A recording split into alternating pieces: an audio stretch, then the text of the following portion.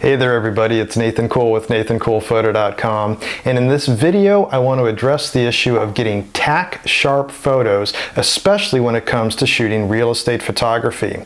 Now this is something that's come up from time to time, and it's a kind of an issue when you're using wide angle lenses, but this applies to many other genres of photography as well. So some of the techniques that I'm going to show here you can use elsewhere, but this will concentrate on real estate photography. Now, some of the things that could come up when you're dealing with sharpness, there's a variety of things. A lot of times people are looking for one panacea to get sharp photos, but there's actually a variety of things. First off, and I'm going to cover them throughout this video, is making sure that you don't have a technical problem. Second is also making sure that you've got the gear that you are expecting to get the results from. So you have to make sure that your expectations are valid for what you have based on what you're up against. The other thing too though, and I've got a bunch of notes over here and I'm going to be going through that, is what do you do about focusing when you're shooting real estate? Now I cover some of this obviously in the interiors book, but I'm going to touch on that a little bit here as well and talk about depth of field and what that really means when it comes to real estate photography, because we live in wide angle land, but sometimes we're in also some very tight spaces. There's also a lot of things that you could be up against with your lens, things to be aware of that just are the nature of the beast when it comes with this. Also things about raw files to be aware of, and then also steps that you can take to then sharpen things even further. Some of the post-processing steps, but also some of the cautionary things in post-processing that you don't push it too far, and what are your limits, what you should be looking for. So anyways, first things first, let's start off by taking a look at some of the technical issues to make sure that what you're up against could be a camera problem, post-processing, or where's the problem coming from. So you're seeing some soft photos and you're using autofocus. Now manual focus we'll deal with a little bit later when we talk about some of the depth of field issues. But autofocus, which is what I recommend doing interiors, is, you know, throughout the interiors book and also through a lot of my videos, I just don't trust it. I have to wear trifocals at my age, so I'm not going to be manual focusing, and I just don't have the time for it. Where I have a good camera that's got great autofocus, that's what I'm relying on. But do you know that it's autofocusing properly? So one of the things you can do is you can do a quick little test. And this little guy here, and I've got a description down in the video for this and other pertinent information throughout this video, is that this is just a simple focus pyramid. They call it a focus ramp or a little focus test chart. It's not to the extent that you'll get if you're at DxoMark or some of the other bigger sites, DP Review, where they're doing some real scientific laboratory tests. This is to tell you if you have some gross errors. So I'm going to show how this is done. So it's a very simple little, it costs like $5.50 for a pair of these. They're just made out of cardboard, but they work very well for what you need to do to make sure that what you just bought as a lens is working fine, and also are you having further problems with your lens? Maybe you dropped it, or maybe it got bumped up against something. You want to make sure that the calibration is still there. It's enough of a rough check to see how that's going. So let's take a closer look at what this is and what you can do to ensure that you're getting sharp photos with your camera and lens setup, and if not, then some of the adjustments you could do. So here I've got that little pyramid set up on just a bookshelf here in my office. I didn't bother even cleaning it. I've still got my little rock collection off to the side. I haven't changed my calendar in forever over here. But it's enough to show you what I'm talking about. No fancy lights, just an ambient shot. Make sure your camera's on a tripod. Just use a center focus and focus on that square right there. What that is, we'll move in here closer, is that lines up with the 0 here on the scale. As you move farther away from that scale in either direction, you can see how the focus then goes out, starts getting blurry. Now you might think, especially looking at the 4 is blurrier here than the 4 up here, it might be that my camera is now focusing back a little bit, and it could be. It doesn't really bother me that much, and this isn't that scientific. This is f7.1. Got a lot of stuff in focus here. I'm not worried about changing it. But to get even closer here, this was shot at the 28 millimeters on my Tack 16-28. You know, that's one of my favorite lenses for interiors. So go into another shot here using the same focal length, but now instead of, I was using an aperture of f7.1, now I'm using f2.8. Now this is softer by nature, and that's kind of nature of the beast with that particular lens. Those fast lenses, once you get down to f2.8, you're really starting to push it to get softness. In fact, this one best performs at about f4, but I never use that. Real estate photography using this lens, I'm at f6.3, f7.1, f8, most of the time f7.1, and I'll talk about that in depth of field and also how that affects lighting here in a little while in this video. But you can see here anyways, though, here I am focusing once again on this center square, and 0, sure enough, is the sharpest, relatively speaking, compared to the other numbers. So that makes me feel confident that that's fine. So I don't have a problem with that. If you did, though, find that you were back focusing or forward focusing, meaning that the one behind the 0 was sharper, that's back focusing, one in front was sharper, that's front focusing. If you're up against that, all new DSLRs have something you can do to fine tune it. Nikon, in their menu, look for what's called AF Fine Tune. Canon and Sony, they have something known as AF Micro Adjustment, and it's very straightforward where you would just change plus or minus on their little scale. It'll then store in memory that lens for that camera and then apply those micro adjustments so you can focus. You don't necessarily have to, but the bigger thing is, though, if you just bought a brand new lens and it's back focusing or forward focusing, send it back. It should not have that issue. So just save yourself the hassle and just get a brand new lens. Though if it's an ongoing lens you've had for a year, 2 years, 3 years like that, you can just make the micro adjustments then, or the auto fine tune in Nikon in your camera. So that covers the technical part of it to check on it, but is your camera actually giving you what you expect? So let's go over here on just the website for DxoMark. Now this is probably the best website I can recommend for judging gear, and here I've done a comparison here against a few different lenses. They do a lot of testing, and some people out there, you read some of the groups and they'll go, oh, DxoMark doesn't mean anything, but it actually is a pretty good yardstick to use to gauge at least some differences of what you're up against. Now here I'm comparing not just in the center here the lens that I just used, which is the Tack 16 to 28, and I also put down the body that it was being used on. I'm comparing it over here on the left to its counterpart by Nikon, the 14-24, which costs about 3 times as much. That's why I don't recommend buying that. And then also the Tack ATX, which is a DX lens, a crop sensor lens on a crop sensor camera. We can see here the overall DxoMark score on how well these are, and you can see that it's not bad. I mean, the overall, the Nikon expectedly would be a little bit better compared to the Tack 16 to 28, and obviously that'd be better than the 11 to 16. But when it comes to sharpness, you can see on the lens metric scores down here, excuse me, they have a sharpness scale here. And you can see here that the Nikon ranked a little bit higher than the Tack, which was from 17 to 15, and then when we get down here to this lower end lens, the ATX 11 to 16, it really starts dropping off. What this means is this PMX, that's a perceptual megapixels, and it's an important thing to understand to set your expectations for what you have. So this is kind of a how many megapixels as an equivalent you would be seeing out of this lens. Does it match then your camera? If you had a 50 megapixel camera, you wouldn't want to put a lens that only comes out to about a 17 megapixel equivalent. So now on the Nikon D610, and that's what it's judging it up against, it had 17. Now that's a 24 megapixel sensor on the D610, so that's different. If I were to change this, and let's say that we go up to the real big guy, let's say the D100, the newer D810, then I'm going to get a different score out of it. You can see it immediately jumped up to 23 because it's using a different sensor. So it's important to use a one-to-one comparison for all the cameras. In fact, if I did that over here, then you're going to see this guy jump up too. So just give that a second to refresh, hit out there. But instead of going from 15, it went up to 19. Still though lower. But anyways, back to where we were here, when I take a look at my two bodies, and each of these is then using the D610 bodies that I have, that I keep this particular lens married to.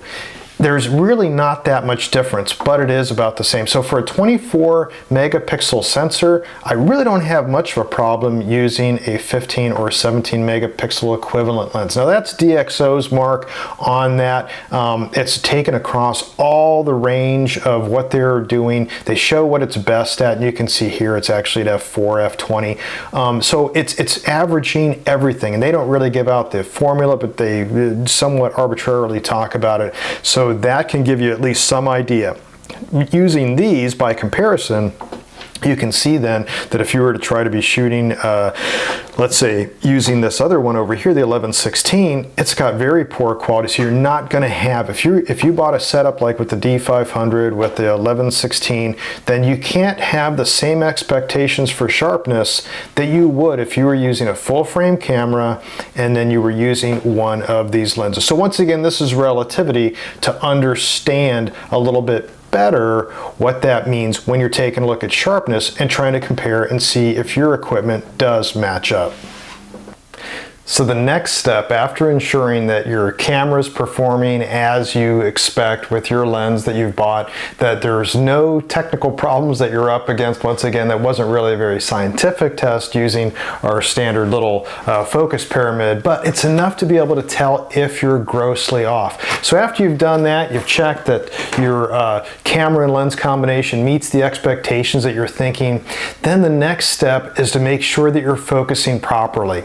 Now, there's a depth of field issue that we love when it comes to real estate photography, because we live in wide angle land, and that, you know, we're shooting full frame 14, 16 millimeters, a lot of times 18, or I like 20 millimeters full frame. That's kind of an ideal sweet spot, but a lot of times we have to go a lot wider than that. Remember, space sells.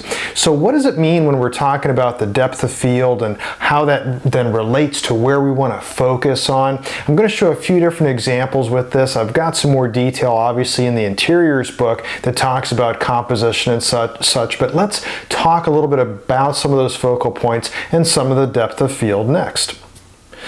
So first, taking a look at kind of the wider shot. This is a pretty good sized kitchen. We can see that there's a lot of detail that we do want to have come out, but what does that really mean when I have to focus? What would I focus on? Would I focus on the vases that are very close to the camera? Would I focus on the island, which is midway? Would I focus on something a lot farther back? And also, what aperture settings would I want to use? Now, we have to remember that if using flash, the smaller the aperture, in other words, the greater the f number, then the less light is going to be allowed in, so you have to use a lot more flash power. So that's why there's that balance. So let's, though, taking this example here, run through some numbers when it comes to depth of field.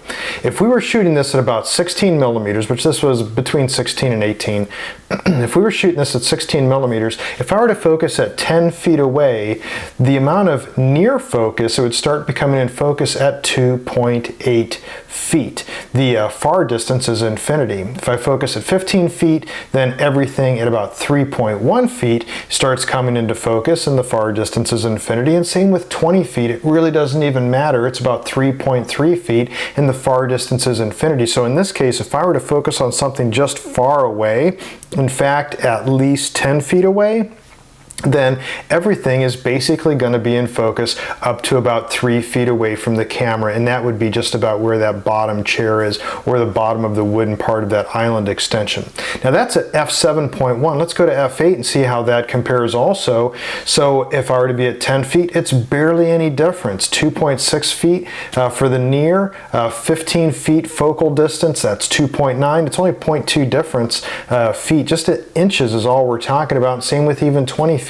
We're at about just 3 feet to the near. So there's really not that much difference when we take a look here at the different, the two common apertures used for real estate photography. And that's why you might need to use f8 at some times, and we're going to get to that shortly in the third example.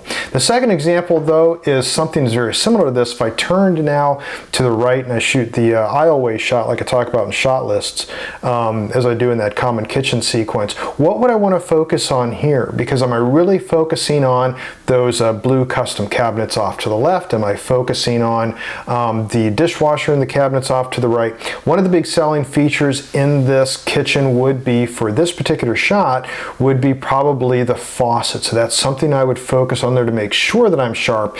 And also I'm starting to get closer. So I'm not at that 15-20 foot distance. That's only about 10 feet away. So I could start losing a few inches there. And this I might start introducing f8 for a designer shoot, but for most shoots, you really wouldn't need it. Once again, using even f7.1, you're going to start getting everything in focus at just not even 3 feet away from the camera. So you don't have much to worry about there. Now, let's get into something tighter though and take a look. So this is a bathroom, and if we were to focus on the far distance, let's say that we were to focus on the niches over in the shower, then we're going to be a lot farther away from the sinks, and that's where we're going to start getting stuff a little out of focus. So where would you focus on for this? So this is then what I call the medial point. In the interiors book, it almost becomes proximal, but it's not distal. So the other ones were more distal. But at a medial point, what we'd want is something to ensure that since we're focusing very close, that we do get a very good extended depth of field. So now, if we're focusing at about 3 feet away and we're using f7.1, the near distance is 1.7 and the far distance is 12 feet. Now that sounds all good. If we go to f8, the near distance is very similar. It's 1.6 feet. We get a little bit more there, but our far distance is greater at 19 feet. So it adds 7 feet to it. So this allows, on when you're doing a proximal or medial type of focal point on these smaller areas, by going to f8, then you get a farther distance. So you can focus a little closer than you would under normal circumstances where you're shooting very wide. So in this case, for instance, I would focus on maybe the plant that's on the center of the counter, maybe to a little bit to the right of it, but still that gets me everything very sharp and very much in focus using f8. Now, and I wasn't using f7.1, I do need more light, but when you're shooting small areas that really require a lot more depth of field to them, then adding a little bit more light's not that hard. This was done purely with a speed light, just handheld. By the way, out in the hallway was an 8200 Pro, a little bit of bloom that shows up there in that lighted mirror. But anyways, that's why when it comes to depth of field, sharpness is very important. What you focus on will be critical. If I had focused in this case so far away on those niches, then it would look out of focus when I get over here to those sinks.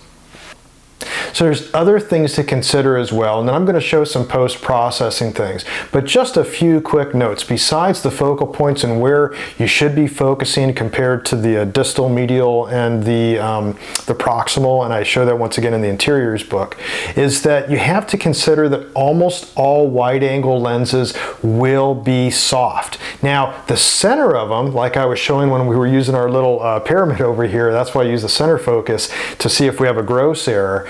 That's good, it should be sharp, but then you try to get artistic with, oh, I'd like to have over here something off to the right or to the left or something. Even when you start getting to rule of thirds, you can start having problems because the corners in most lenses tend to be a little soft, but in wide angle lenses they can be very soft. Now, that's not to say that you should accept that. As long as all corners are soft around that, that's fine, but I've bought lenses before where they've been center focused improperly to where one corner was extremely soft all the time. Send those back. So it's always good to do a lot of testing when you first get a camera, actually a lens, not just using this, but also real world stuff. So, and also buy it from a reputable source so you can send it back like B&H or Autorama. So anyways, that's something you're going to be up against. The other thing, and I keep referring back to my notes here, so pardon that, but the other thing you have to remember too is that not only is it soft around those corners, but when you do a lens correction, there's always tends to be a little bit of barrel distortion, so that gets straightened out, and when that happens on pictures, on your images, then you're gonna get some more blurring up in those corners, so because you're extending those out. So that can cause a little more to that. If you're really worried about that and you have a lot of details you have to show, you have to get a little bit creative. Focus stacking is one thing, but that's very complicated. If you want to see it tutorial on that, raise your hand down in the comments and I'll see about doing something. It's a very complex thing though for doing real estate. So there's ways to get around that by doing minimal distortion control. Sometimes you can control that yourself, but just be aware of those expectations. And typically the things in the corners aren't necessarily going to have to be in focus anyways when you're doing real estate photography. If they do, you might want to rethink your compositions, and not to keep pitching the books, but Shot List shows over 200 examples of things like that too, so you can avoid that. The other thing too to be aware of is that the sharpness will vary across your aperture and your focal length. And that's why, like DxoMark, they've got those scores. They look a little low on sharpness, but that's because they've done a lot of testing across all the various apertures, all the various focal lengths, and they come up with a type of average based off of what they find to be the sharpest. So you will find variance. So when you're doing your testing on your lens, make sure that you are testing it at various focal lengths and also then the various apertures. One of the things you could see when I first did the testing off this guy, when I was using a 16-28 at f2.8, it was a little soft. Now I would never use the lens at f2.8, so I'm not really concerned about that. So the other thing too is that the focal points that you're using, those are the things to be tack sharp. So when we're talking about where to compose and what we're supposed to be putting in there, remember that that's your expectation, but remember the depth of field for making sure that everything else can be in focus. Another thing to do is to make sure, if you have a lens that has a vibration reduction, sometimes they're called stabilizers, make sure that is turned off. So even though you have when you have your camera handheld, those come in handy to help as you're moving around and doing that. But when you're doing interior real estate photography, you're working on a tripod, you don't need that. And what will happen is those tend to actuate a little motor. So when you're doing your autofocus with a vibration reduction or image stabilization on your lens turned on, that little motor inside your lens is vibrating just a little bit, and of course that can cause some issues also, and you just don't need to have that on if you're using a tripod. Now the next thing I want to do is dive into some of the post-processing techniques of sharpening so that you can take this further. Now remember, first off and foremost is that raw files are not sharp by nature. They will look soft. So when you get a JPEG out of your camera, it's already been pre-sharpened with what the camera software thinks might be what you like for sharpness. Having raw, we have a lot more control over that, and using just Lightroom, we can get a lot more control over that as well. So let's dive into that next and take a look. Now to keep things simple, I'm going to use the example that we did for testing. So this is just that little pyramid, and you can see when we go in on it, I brought this into Lightroom, it looks a little soft. Now we know that the focus accuracy is okay, once again because we can see that the zero is fairly sharp. We're not getting a lot of back focus or forward focus. We can tell that by where things are starting to blur. But to sharpen this, obviously there is a sharpening tool that we have over in Lightroom. It's over in the detail panel, and you can sharpen that to just about any extent you'd like. When it comes to a raw file, you can usually get by with sharpening quite a bit, but you can start introducing noise if you go too far. So that's where the masking comes in. If you've never used this before, there's a little slider, and you can move that, which will start masking it. To see what the mask is, hold down Alt and then slide that over, and you'll start seeing then those white areas. That's what's being sharpened. So only there I'm getting the edges. I'm not worried about everything else that's around it. So I can leave that as noisy as I want to. So that's one of the best ways to actually sharpen. Now, having that in presets is very useful, and I usually have a preset, and you know throughout my books what I talk about, a habit 79 is pretty high. Usually about about 50, 60 is usually pretty good. Adding some masking somewhere about the 50, 60 range is also pretty good, and that'll get you sharp. Once again, this is sharpened at a very soft photo that was taken at f2.8. So I'd never be doing that for real estate photography, especially using that lens. So that's not really bothersome to me, but that's basically how it's done in Lightroom. And of course, Photoshop has a lot of other sharpening tools too if you need to use them. But if you have to go that far in the standard workflow for real estate photography, something else could be going on. Another aspect to be very much aware of during the workflow process when you're doing sharpening is to make sure you only sharpen once. There's only need to really sharpen once. You don't want to sharpen and then you're going to have those refined edges and then to sharpen it again, which could start pixelating those edges. So a lot of times that's best left to the final part of your workflow. So you've applied some of your presets to do lens correction, you bring all that over into Photoshop, you do your flash ambient blending, all the other fancy stuff you do, then bring that back into Lightroom, and right before you export it, you apply the other bumps to it, the other presets. One of those presets would be best to have sharpening done there. If you're doing sharpening up front, don't do it at the end of the workflow. It just needs to be done once. Otherwise, once again, you'll get pixelation. Anyways, I hope all this will shed some light on things you can do to get tack sharp photos for real estate photography. If you did like this video, you can subscribe to my YouTube channel. It won't cost anything, and as soon as one of these videos is posted, you'll be the first to know. Thanks a lot for watching. Until next time, take care, be safe, and get out there and shoot something.